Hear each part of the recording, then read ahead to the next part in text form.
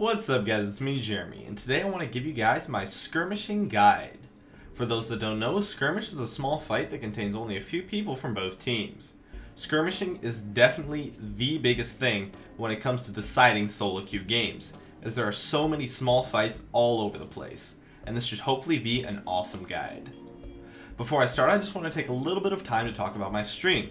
So I stream every Tuesday, Thursday, and Sunday, with some awesome commentary over at twitch.tv/Jeremy_GamingCurios, and I've been getting a lot of positive comments, so be sure to check it out and hit that follow button.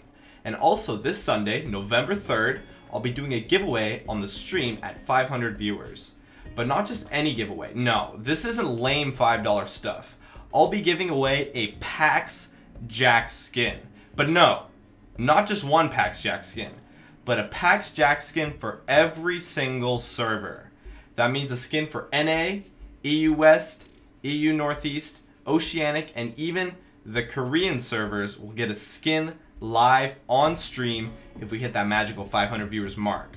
The stream starts at 10 AM Pacific Standard Time, which should hopefully be okay for all time zones. And one last thing before I start, just a major shout out to my man Oliver from buylolskins.com, as he is the one that gave me these skins to give away for you guys. So definitely check out his site.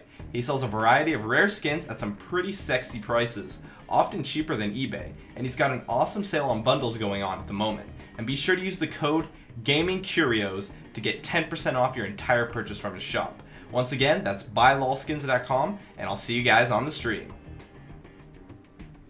Anyways, this is a guide to skirmishing, so let's get started.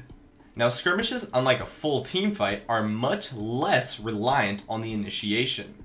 This is because a solid initiation will not really be able to completely decide the fight in a skirmish, since there'll only be 1 or 2 teammates to follow up on that initiation, rather than 4 in a normal fight. A solid initiation is still, of course, a good idea, as it sets up positioning for your damage dealers, but it's not as crucial as it would be in teamfights, since it does not deny the positioning for your opponents.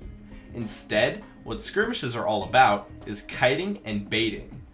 Kiting itself is probably the strongest mechanic in the entire game. Kiting properly allows you to deal almost your full damage without taking any damage in return. Hell, kiting is why the support role exists in the first place. Kiting opponents in skirmishes is absolutely key, and is often the deciding factor in these fights. Be sure to use crowd control and range to their fullest potential, and kiting into things such as bushes to deny vision works really well too. In addition, baiting is also very strong in skirmishes.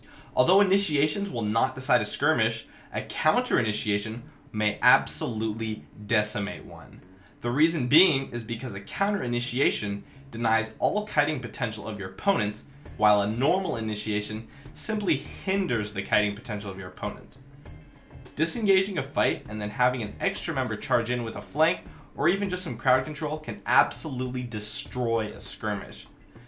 Now, that is to say that it doesn't mean that the team that does the initiation is screwed. It's very easy to counter initiate as the team who initially started the skirmish. One tip I can give for this actually came up on my stream, and it's to make sure that when you're re-engaging, you do it in the exact second that your cooldowns come up. And this works extremely well because a strong majority of players will slightly underestimate your cooldowns since they believe themselves to be stronger than you, so you can take a huge advantage of that. And this tactic will often catch opponents by surprise, and you'll find that they simply just aren't timing your cooldowns properly, and reinitiating exactly when your cooldowns come up is a very solid tactic and works very often. Also, finding a way to create a pick is a very solid idea in skirmishes. Using crowd control to lock down squishy targets or to zone out opponents can work very well. Instead of fighting the fight 3v3, force or kite out in isolation and turn the fight into a 3v2 or even 3v1, leading to an easy victory. This can be done through use of kiting as well as solid CC mechanics. And an isolated target doesn't have to be something that is truly isolated from the rest of their team. It can still be a 3v3 fight, but if you hit that key Lux binding on your opponent and everyone just focuses them down, it can result in a pick on that target, as the binding created that isolation and exposed the vulnerability of that opponent. Alright, the last tip I can give for skirmishes is to make sure that you understand the pressure that opponents have when skirmishing.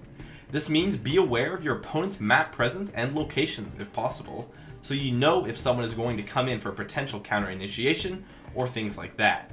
Remember that pressure comes from potential, and it's when your opponent has the potential to do something that would win the skirmish for them that pressure is created. Tons of skirmishes are won by simply just having an extra person show up at the right time, and you need to avoid being on the receiving end of that by understanding the power and the potential of your opponents in that situation. I can't really give you any specific tips for that, but it's still very important to just be aware of it. And my name is Jeremy, and that is it for my video on skirmishing. Please follow my stream at twitch.tv/Jeremy_gamingcurios for updates on whenever I'm streaming. And remember that I will have a PAX JAX giveaway this Sunday, November 3rd, starting at 10 a.m. once we hit 500 viewers. And of course, I'd love if you could support me with a like or join me on my North American chat room, Gaming Curios, which I'm always in when I go online. Please subscribe for more awesome content in the future if you enjoyed this video, and I'd love it if you could follow me on Facebook or Twitter, of which I will have links in the description. As always, thanks for watching, and I'll see you guys next time.